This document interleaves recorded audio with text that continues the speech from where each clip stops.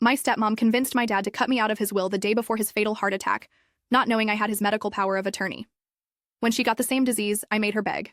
The karma was almost poetic. Everyone at the hospital thought I was just a devoted daughter sitting by her bedside day after day. Only she and I knew the truth. 2 weeks ago, her hand shaking as she held the pen, she signed the papers that transferred every penny she'd stolen back to me. I leaned in close and whispered, "This is how it feels to have everything taken away. It all started 3 months ago." My father's funeral was a blur of black suits and hollow condolences. I was still in shock, staring at the mahogany casket adorned with white lilies, his favorite. Rebecca, my stepmother of 7 years, stood across from me in designer mourning attire that probably cost more than my rent. Her makeup was immaculate despite the strategically placed tears she'd dab with a monogrammed handkerchief whenever someone important walked by. The wake was at our family home. Well, what used to be our family home before she redecorated it into something from Architectural Digest. I couldn't even recognize the living room where Dad and I used to watch Sunday football.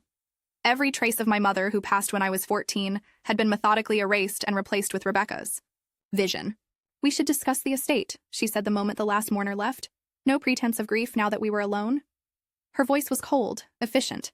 I was still holding Dad's old college ring, the one he'd promised would be mine.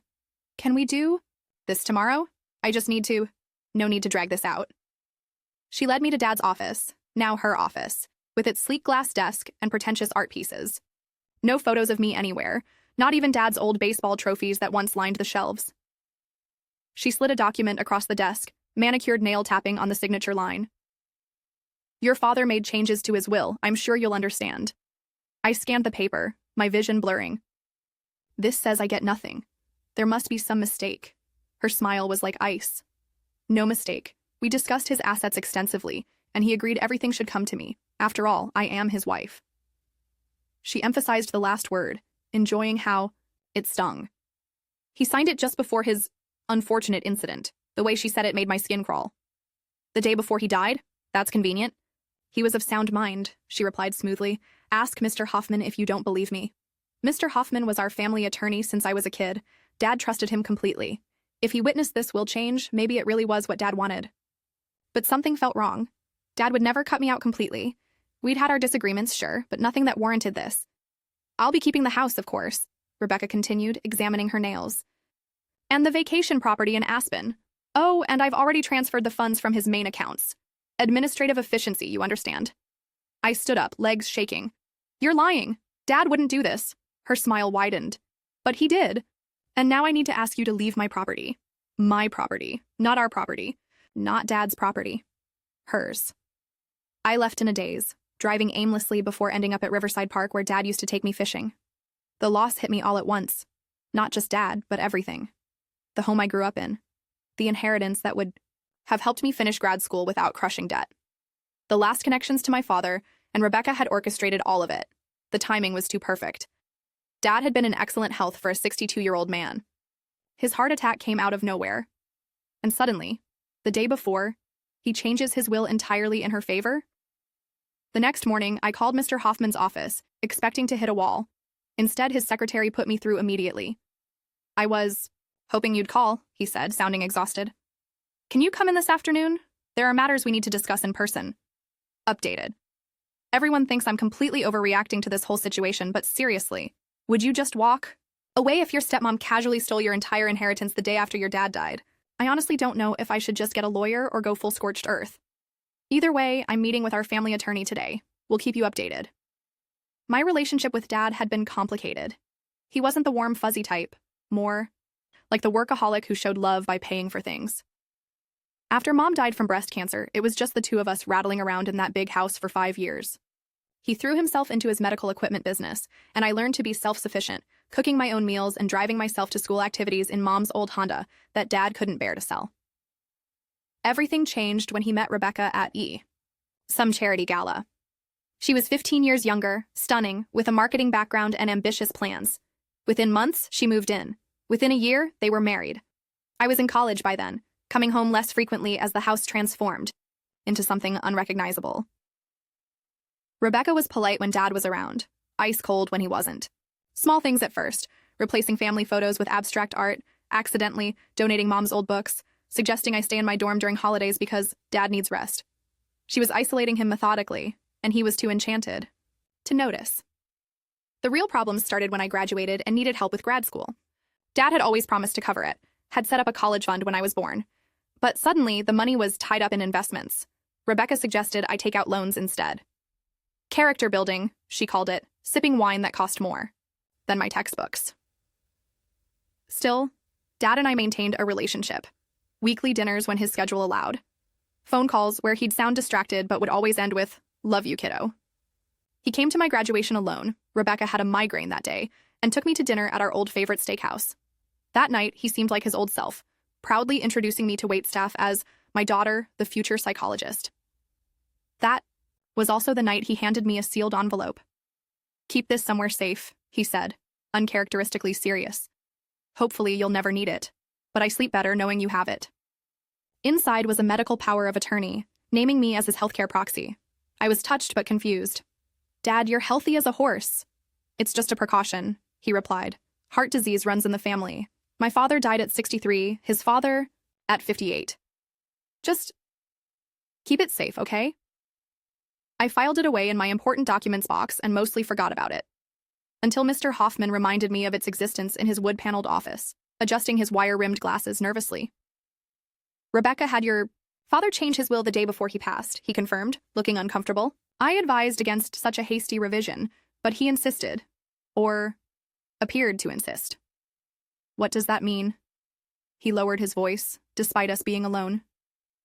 "Your father wasn't himself that day. Rebecca did most of the talking. I've been his attorney for 20 years, and I've never seen him so acquiescent." Hope flared in my chest. "So the will could be contested?" "Possibly, though it would be difficult. Everything appears legally sound." He hesitated. "However, there are other matters Rebecca doesn't know about. Your father made certain arrangements." He pulled out a file. "First, the medical power of attorney. It was never revoked, which means you, not Rebecca, had legal authority over your father's medical decisions. Not that it matters now, but it's still active." "Active? What does that mean now that he's gone?" Rebecca formally adopted his last name after marriage, making her technically covered under the family designation in the document's language. It's an unusual situation, but legally, you retain medical decision-making authority over her in an emergency. I almost laughed at the irony. That's absurd. She'd never allow that. "She doesn't know. Your father kept it confidential." He pulled out another document. "There's also this, a trust he established 3 years ago, separate from his main estate. It's relatively small, about $600,000, but it's in your name. Rebecca can't touch it." $600,000. Not the millions his business was worth, but enough to finish school, enough to start over. Why didn't he tell me? "The trust activates on your 30th birthday. You're what, 28? Now? He wanted you to establish yourself independently first." Mr. Hoffman looked genuinely sad. "Andrew was old-fashioned that way. And Rebecca doesn't know about this either?" "No. The trust was created before they met, and he never disclosed it." I sat back, processing. Dad had protected me after all, just not completely. And I still had this strange power of attorney that meant nothing unless my phone rang, interrupting my thoughts. Unknown number. I almost declined it, but something made me answer. "Is this Andrew Callahan's daughter?" a woman's voice asked. "Yes, this is she. This is Mercy Hospital. We need you to come in immediately. It's about Rebecca Callahan. She's been admitted with a cardiac emergency, and your name is listed as her medical proxy." My mind raced to catch up. This couldn't be real. There must be a mistake. "The documentation is clear, Ms. Callahan. The patient is currently stable, but unconscious. We need someone authorized to make decisions in case her condition changes. How soon can you be here?" I looked at Mr. Hoffman, who had clearly overheard. His expression confirmed this wasn't a mistake. "I'm on my way," I said, hanging up. Mr. Hoffman was already gathering his papers. "I'll come with you. This is an unusual situation that may require legal clarification." As we headed for the door, a thought stopped me cold. Rebecca had manipulated my father, possibly contributed to his death through stress, and stolen my inheritance. And now, through some cosmic joke, her life was literally in my hands. "Mr. Hoffman," I said quietly, "exactly how much power does this document give me?" His eyes met mine, understanding the unspoken question. "Complete authority over all medical decisions if she's unable to make them herself. But I should caution you." "I know," I interrupted. "I won't do anything unethical. But as we drove to the hospital, a plan was already forming in my mind. I wouldn't let Rebecca die, but I would make sure she understood exactly what she'd done to me.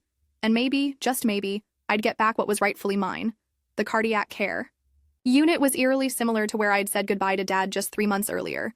Same antiseptic smell, same beeping monitors, same hushed voices of medical staff. Rebecca lay in bed, looking smaller somehow without her designer clothes and perfect makeup. Tubes and wires connected her to machines monitoring every vital sign. The doctor, a woman in her 50s with tired eyes and a direct manner, met us in the hallway. "Miss Callahan has suffered a cardiac event similar to your father's," she explained. "We've stabilized her for now, but she needs surgery. There's a complication." "What kind of complication?" I asked. "She has the same congenital heart condition your father had. Hypertrophic cardiomyopathy. It's genetic, though she's not a blood relative, so this is an unfortunate coincidence." Or karma, I thought, but didn't say. "The procedure she needs is specialized. Experimental, actually. Insurance won't cover it, and it's expensive. About $250,000. Mr. Hoffman cleared his throat. "And you need her medical proxy to approve this procedure?" "Yes. She's currently medicated and not legally competent to make these decisions. According to our records, that person is you." She looked at me expectantly. I felt a strange calm wash over me. "Can I see her?" The doctor led me to Rebecca's bedside. Her eyes fluttered open as I approached, recognition slowly dawning. Confusion, then alarm crossed her face. "What are you doing here?" Her voice was weak, raspy. "I'm your medical proxy," I said simply. Apparently Dad never changed that document. The color drained from her already pale face. "That's impossible." "It's true," Mr. Hoffman confirmed, standing behind me. "She has full authority over your medical decisions while you're incapacitated." Rebecca's heart monitor beeped faster. "This is absurd. I want another doctor. You need a specific procedure," I interrupted.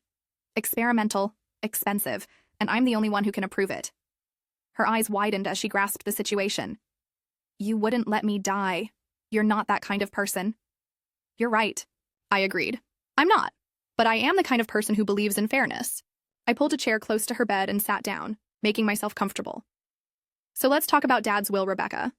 Let's talk about what really happened the day before he died." Updated. Sitting here in the hospital now. Rebecca looks so helpless, connected to all these machines. Part of me feels terrible for even thinking about leveraging this situation. But then I remember how she smiled while telling me I was cut out of the will completely. The doctor says she needs an experimental procedure that costs $250,000. And guess who has to approve it?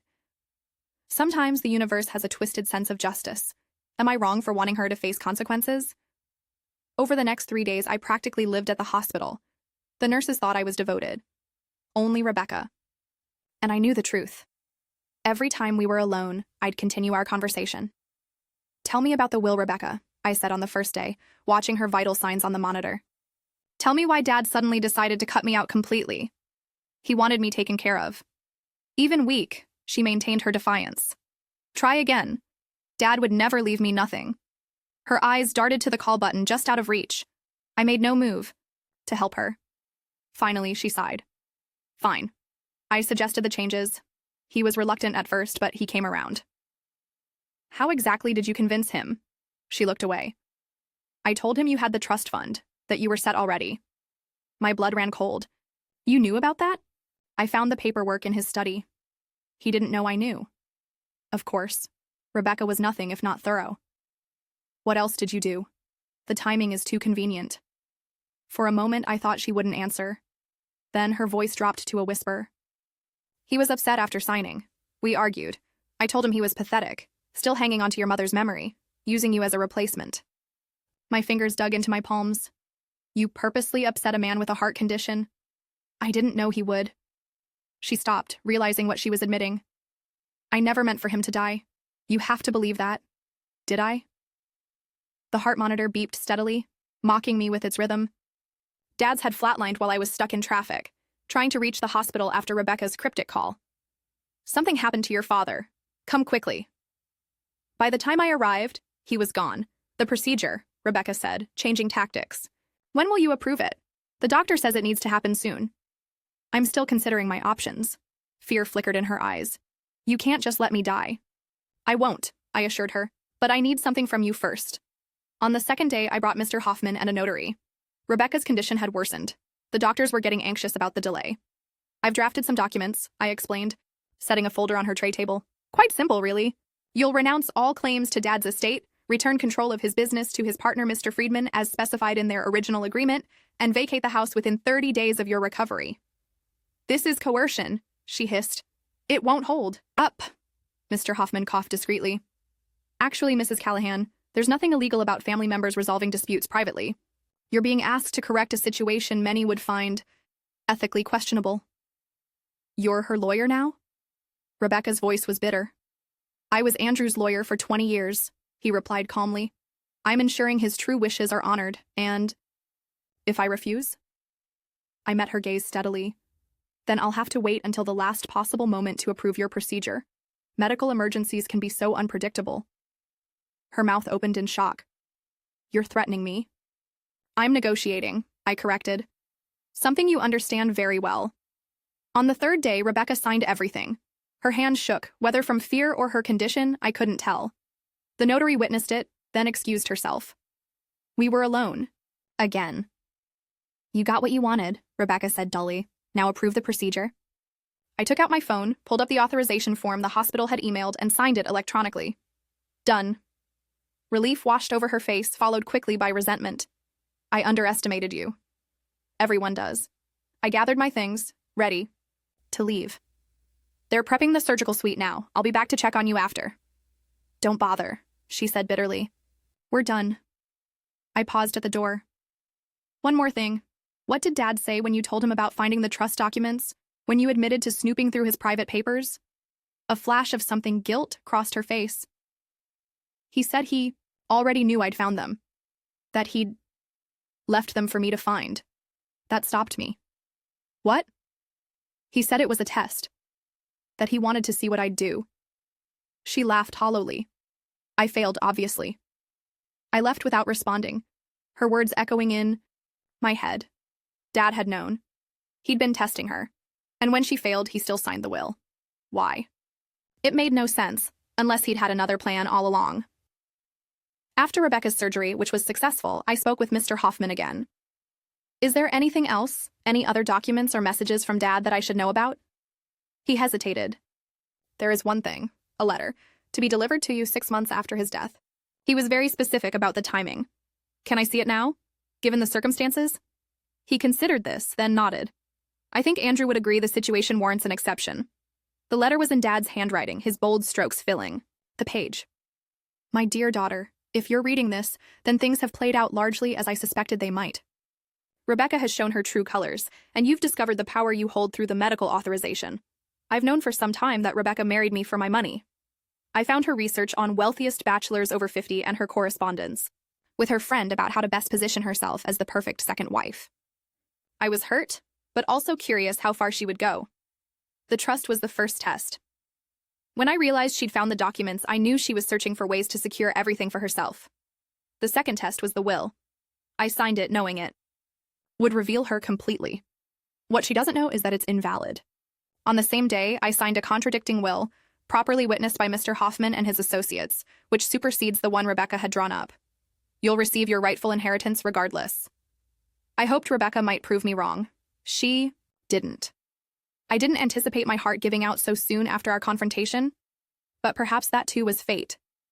The medical power of attorney was my last failsafe, a way to protect you even after I was gone. Use it wisely, but remember that how you wield power reveals your true character. I'm proud of the woman you've become, even if I wasn't always good at showing it. Your mother would be too.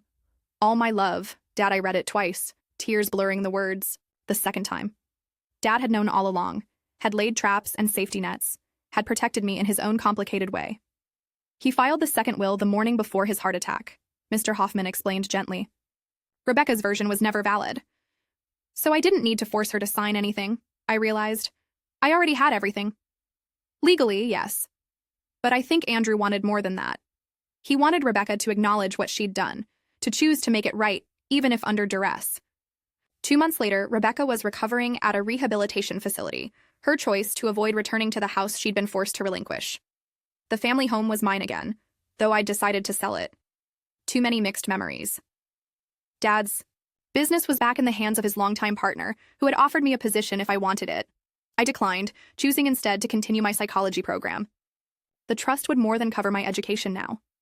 A nurse from the hospital called to inform me that Rebecca had left something for me. A letter, handwritten like Dad's had been. I won't ask for forgiveness. I don't deserve it. But I want you to know that your father loved you more than anything, more than he ever loved me. It was always you, even when I tried to replace you. The heart condition that nearly killed me.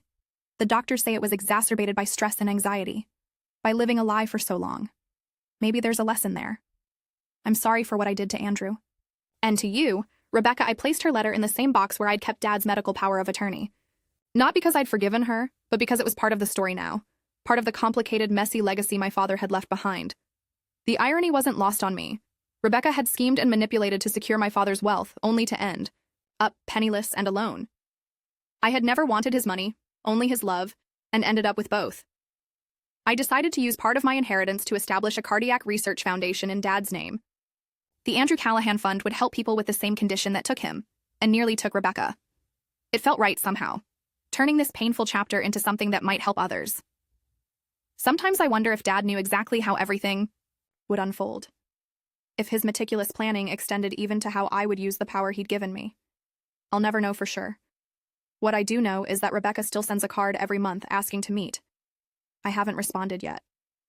Maybe someday. I will, or maybe some bridges stay burned for a reason. Only time will tell. Updated. It's been 3 months since everything happened. I've set up the Andrew Callahan Cardiac Research Foundation with part of my inheritance. Dad would have liked that. Rebecca sends me a card every month asking to meet. I keep them all in a box but haven't responded. Some people think I should forgive her. Others say I should never speak to her again. What would you do in my shoes? Would you ever meet with someone who tried to steal your inheritance and contributed to your father's death?